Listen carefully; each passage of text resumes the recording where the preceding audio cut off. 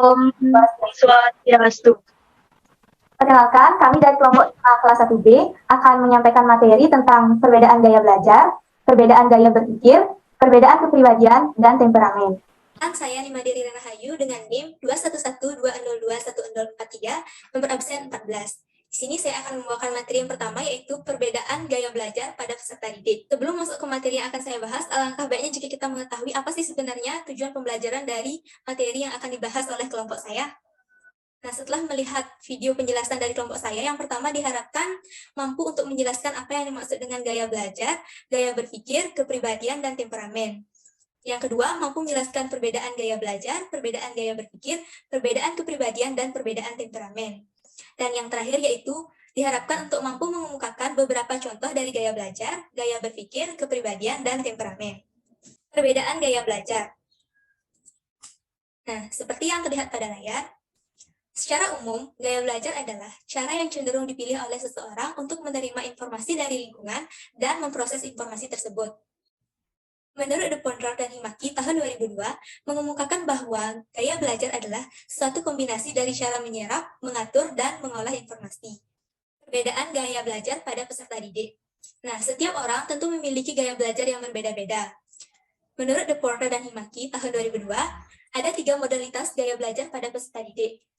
Di antaranya, yang pertama, modalitas visual atau gaya belajar dengan cara melihat. Ciri-cirinya suka mencoret-coret ketika berbicara di telepon, berbicara dengan tepat, lebih suka melihat daripada mendengar penjelasan, dan cenderung menggunakan gerakan tubuh saat mengungkapkan sesuatu. Yang kedua, ada modalitas auditori atau belajar dengan cara mendengarkan.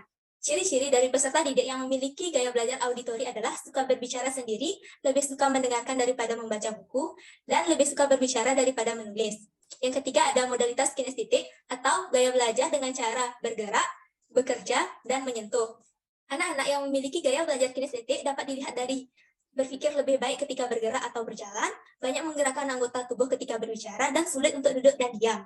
Nah, yang selanjutnya ada strategi pembelajaran. Strategi pembelajaran yang akan mempermudah peserta didik menyesuaikan diri dengan gaya belajar yang dimilikinya. Yang pertama ada strategi pembelajaran gaya visual. Guru bisa menjelaskan materi menggunakan materi visual atau multimedia seperti komputer, video, dan televisi. Yang kedua, guru bisa mengilustrasikan ide yang dimiliki dalam bentuk gambar. Dan yang ketiga, bisa mengajak anak mengunjungi tempat-tempat seperti museum, perpustakaan, dan tempat bersejarah lainnya. Yang kedua, strategi pembelajaran bagi anak yang memiliki gaya belajar auditori. Yang pertama, guru bisa mendorong anak untuk membaca materi pelajaran dengan keras. Yang kedua, mendiskusikan ide dengan anak secara verbal. Dan yang ketiga, merekam materi pembelajaran ke dalam kaset untuk nanti dibiarkan kepada anak untuk mendengarkannya sebelum tidur. Yang ketiga, strategi pembelajaran bagi peserta didik yang memiliki gaya belajar kinestetik. Yang pertama, biarkan anak belajar sambil mengeksplorasi lingkungannya. Contohnya, ajak anak baca sambil bersepeda. Yang kedua, izinkan anak belajar sambil mengunyah permen karet. Dan yang ketiga, gunakan objek yang sesungguhnya untuk menerapkan konsep baru kepada anak. Sekian dari materi yang bisa saya sampaikan. Untuk materi yang selanjutnya akan disampaikan oleh teman saya. Perkenalkan, nama saya Sari Indira Putri Yasana dengan NIM 21121042 dan akun 13.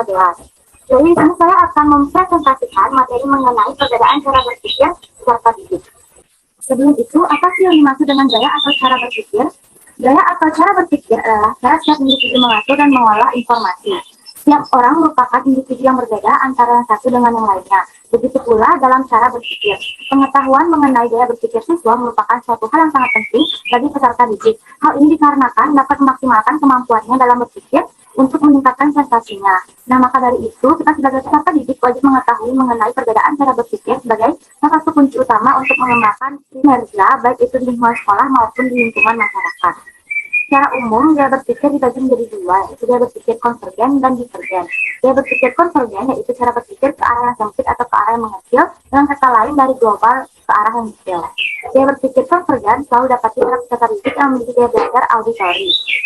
Yang kedua itu gaya berpikir divergen, yaitu cara berpikir dari yang kecil ke arah yang luas, dari yang detail ke arah yang global, di mana gaya divergen ini kebalikan dari gaya konvergen.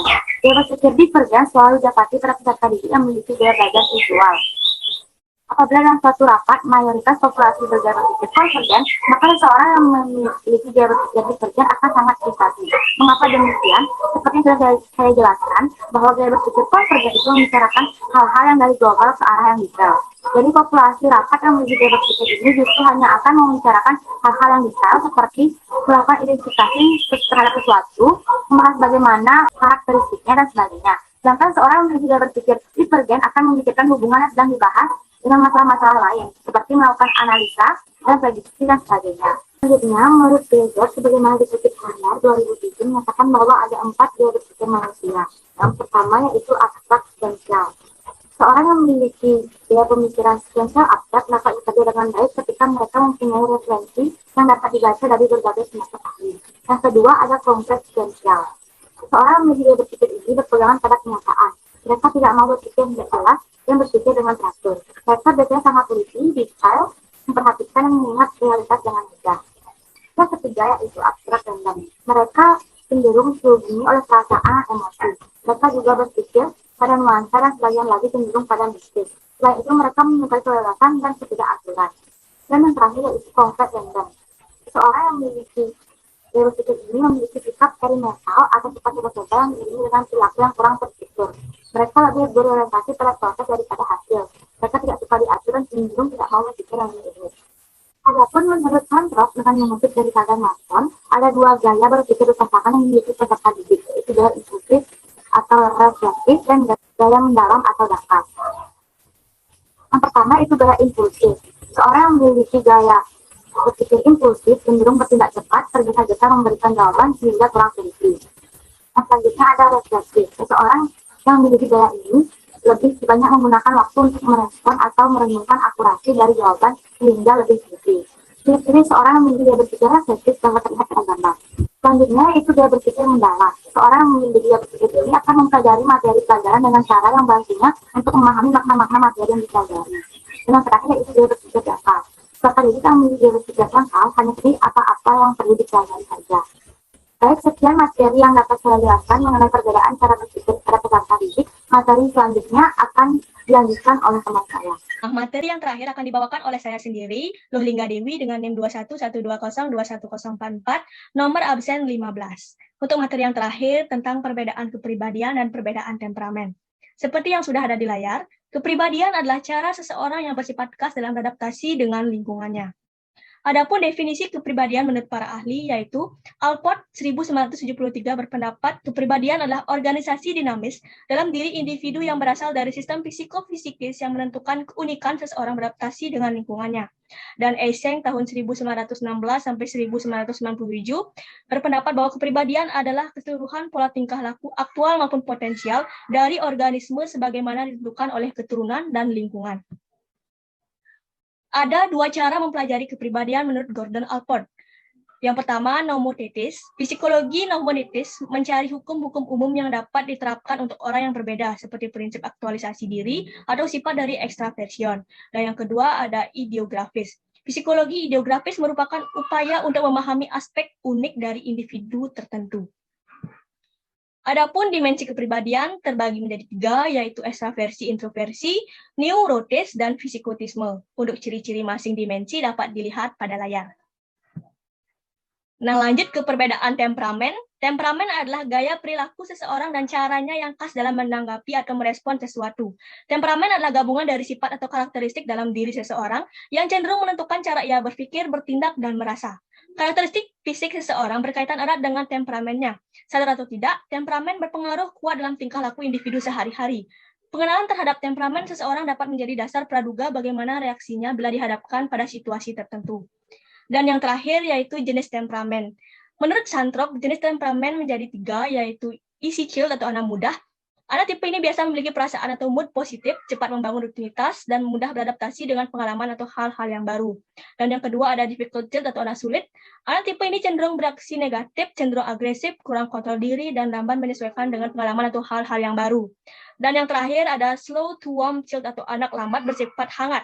Anak tipe ini selalu beraktivitas lamban, cenderung bersikap negatif, lambat dalam beradaptasi, dan intensitas mood atau perasaan yang dominan yang rendah. Nah, itu tadi penjelasan tentang materi-materi yang telah kami bawakan. Semoga bermanfaat. Apabila terdapat salah kata, kami memohon maaf yang sebesar-besarnya.